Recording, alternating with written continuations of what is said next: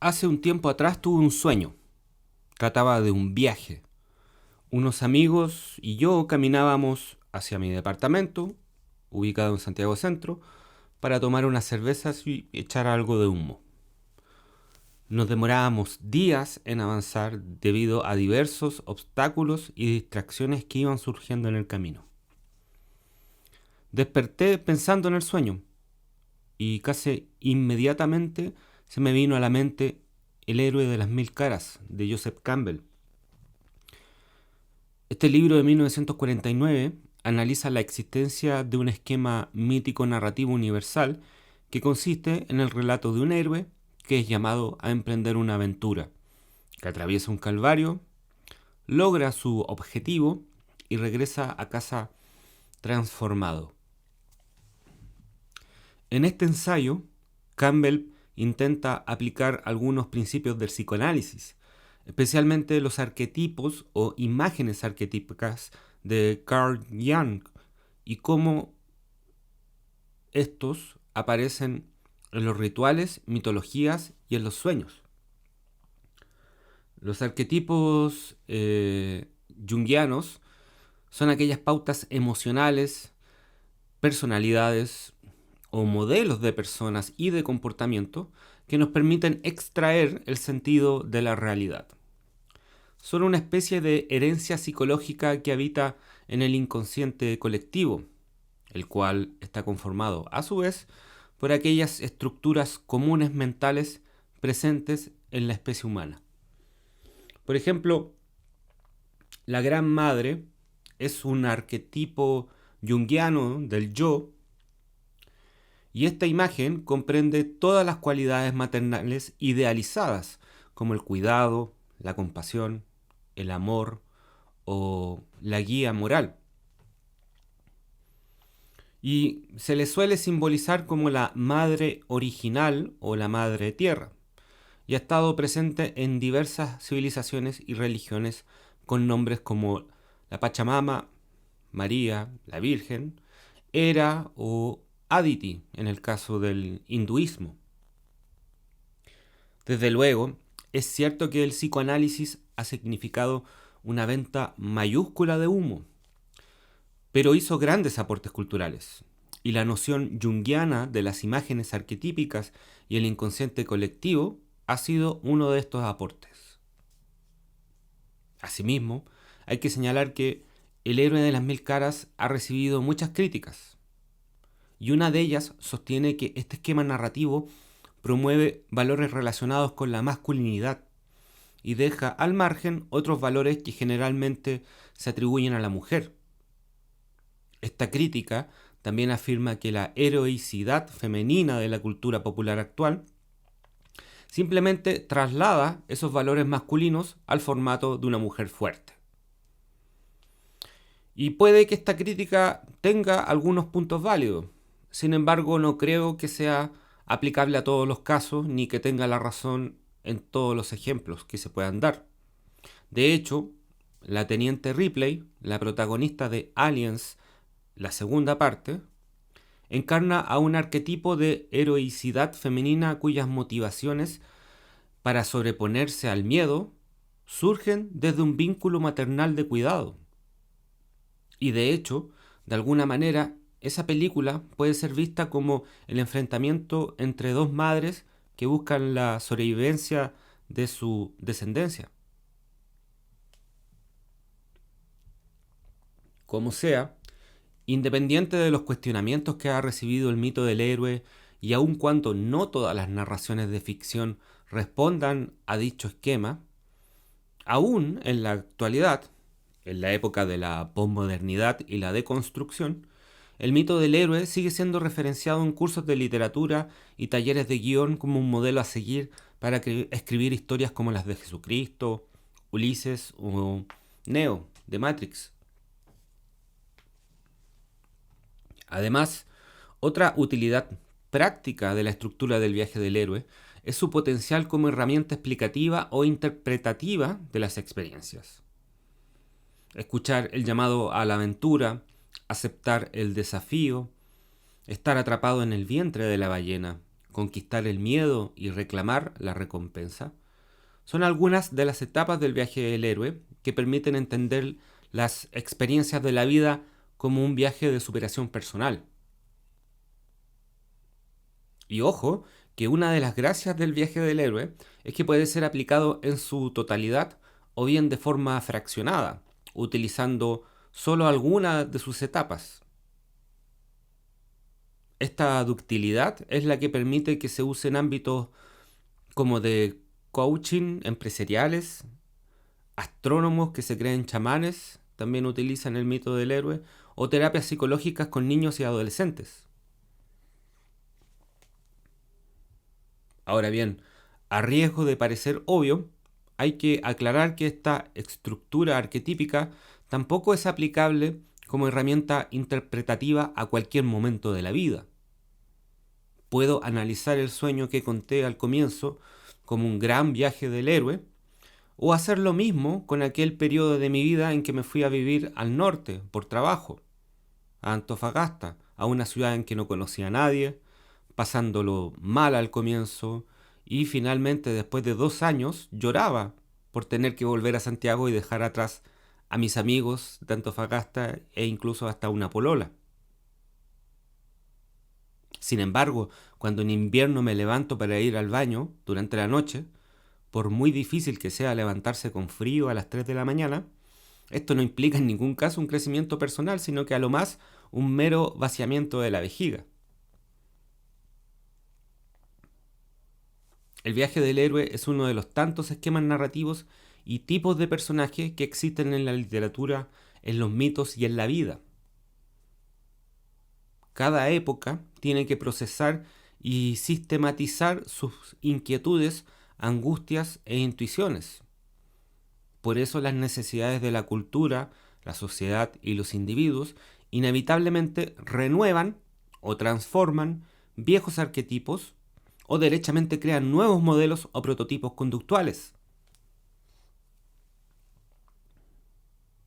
Un nuevo arquetipo que vale la pena mencionar es Bartleby, el escribiente, un cuento largo o novela corta escrita por Herman Melville, publicada en 1853, y que ha sido utilizado, referenciado y estudiado en el siglo XX y XXI casi como un subgénero. Esta historia está narrada por un abogado que, para su oficina ubicada en Wall Street, Nueva York, contrata a un escribiente llamado Bartleby. En un comienzo parece un empleado ejemplar, pero cuando su jefe le pide que examine un documento, Bartleby no le obedece y le contesta: preferiría no hacerlo. Y a partir de entonces, a cada nuevo requerimiento de su patrón, Bartleby no hace caso y contesta con esta misma frase. Bartleby habita permanentemente en la oficina y su jefe, el abogado, es incapaz de echarlo porque le produce una mezcla de sensación de extrañeza y compasión. Así que decide mudarse a otro edificio. Posteriormente, el abogado recibe reclamos del propietario de ese edificio porque Bartleby sigue permaneciendo en la oficina ya vacía. Cuando le piden que se vaya, contesta: preferiría no hacerlo, e insiste en permanecer en los pasillos o escaleras del edificio. Bartleby recuerda al mito de Sísifo, a la inmovilidad de la metamorfosis de Kafka o a la apatía del personaje del extranjero de Albert Camus.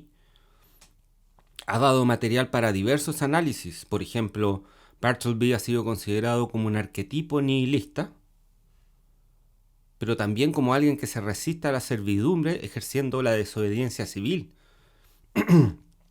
Se le ha considerado como un representante de la figura del hombre inútil, símbolo de la imposibilidad de asumir o enfrentar los grandes desafíos y que decide ejercer la libertad de no hacerse responsable.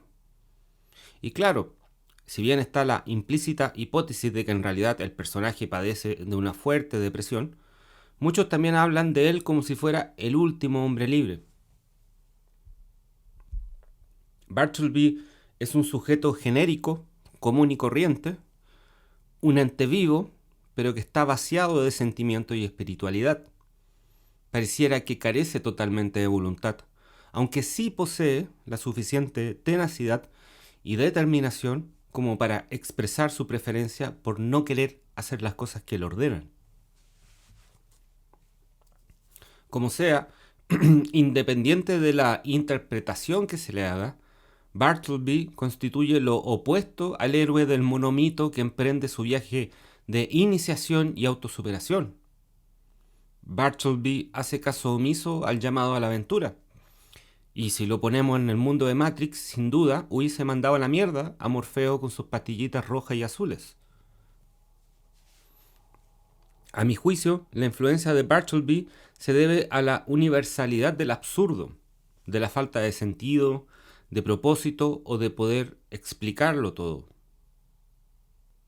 El absurdo es universal, porque en el mundo existen más cosas, circunstancias o historias que no tienen explicación ni sentido que aquellas que sí lo tienen. La ausencia de significado o de sentido se ha hecho más evidente desde que se acabó el relato espiritual centralizado, desde que Zaratustra dijo que se murieron los dioses. Como arquetipo, Bartleby quizás no permita interpretar el significado de los sueños ni sacar lecciones de superación personal en nuestra vida como lo permite el viaje del héroe. Sin embargo, como arquetipo de la modernidad, funciona como espejo y ayuda a definir cómo nos sentimos respecto de ciertas experiencias. Frente a una obligación, ¿quién no ha pensado preferiría no hacerlo? ¿Quién no se ha considerado una persona inútil y no tener ningún remordimiento por eso? ¿Quién no ha querido desobedecer a la autoridad? ¿Quién no ha querido que el mundo lo deje en paz, sin tener que dar explicaciones, porque en realidad no siempre se tiene una explicación para todo? Bartleby cataliza muchos estados anímicos del ser humano moderno, y sobre todo de aquellos que trabajamos en oficinas. En el volumen 27 de este podcast, llamado No me acuerdo, pero no es cierto, haciendo uso de esta pretenciosa e irresponsable facultad de tener internet y hablar huevadas, dije que la identidad personal es una noción psicológica que está en permanente construcción y que al mismo tiempo es un relato creado por nosotros mismos. Ahora bien, esta constante búsqueda de identidad personal nos exige comprender nuestras vidas o sacar una lectura de ella. Para ello, repasamos nuestras vidas en nuestras cabezas, recordamos lo pasado, imaginamos lo que sucederá o interpretamos lo que estamos viviendo. Perdón. El filósofo Paul Ricoeur señaló que la vida solo se comprende a través de las historias que contamos de ella, y que una vida narrada es una vida examinada. La vida que vale la pena ser vivida según Sócrates. Por eso terminamos construyendo relatos sobre nuestras vidas, relatos desarrollados con un ánimo totalizador, pues buscan construir una única mirada y así encadenar nuestro pasado, presente y futuro en una sola línea. Paul Ricoeur señala que, a la luz de los relatos que nuestra cultura nos propone, nunca paramos de interpretar la identidad narrativa que nos constituye. Desarrollamos una cultura poblada de relatos y figuras arquetípicas que inevitablemente nos otorgan herramientas literarias para tratar de saber cómo somos y así nos convertimos en narradores de nuestra historia. Una historia en la que a veces uno quisiera actuar como un héroe, pero casi siempre se termina siendo como Bartleby, es decir, alguien que prefiere no hacer nada. Con este encajonamiento en modelos arquetípicos, no pretendo afirmar que las acciones de nuestras vidas estén sujetas a un determinismo que subsume todas las conductas humanas en una cantidad limitada de fórmulas. Ahora, por otra parte, tampoco quiero defender ni dar la lata sobre ese concepto tan manoseado y prostituido como la libertad. Simplemente quiero pensar que la generalidad de nuestros pensamientos y sentimientos de nuestros actos, de nuestras vidas, de lo que escribimos o hacemos, son fenómenos valiosos, pero que no nos hacen ser tan especiales. Sin duda, alguien más pensó, sintió, hizo o escribió lo mismo que nosotros en cierto momento de nuestras vidas. El filósofo chileno Jorge Millas afirmó que la individualidad es el constante hacer del individuo, entendiendo, por tanto, al ser humano como un sujeto rico en vida y experiencia. Pero así como todos somos detentores de individualidad, creo que también somos representantes de la universalidad de nuestra especie. Muchas gracias por escuchar Ideas de Bolsillo. Espero que se encuentren muy bien y nos estamos escuchando. Adiós.